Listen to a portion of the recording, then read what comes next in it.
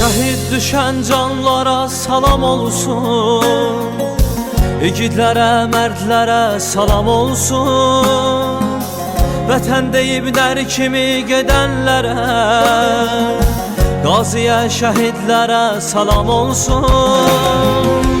Anam atam üzülməsən halimə, şəhid olum tək vətən sağ olsun, sağ olsun.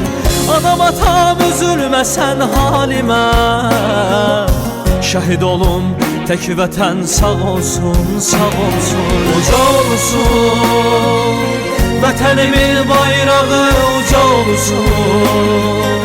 Qarabağa şəhiddən salam olsun. Şəhid olum tək vətən sağ olsun, sağ olsun. Uca olsun vətənimin bayrağı, uca olsun. Qarabağa şəhiddən salam olsun.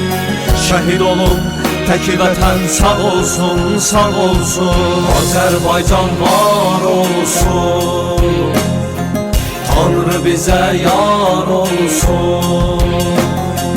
Ruhlarınız şad olsun, Azərbaycan var olsun.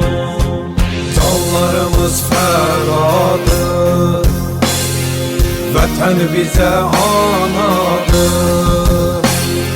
Məqamları ucadır, şəhidə salam olsun. Ana vətən səslənər, candan qana keçərəm.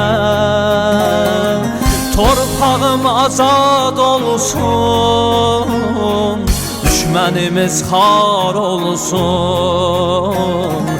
Azərbaycan var olsun.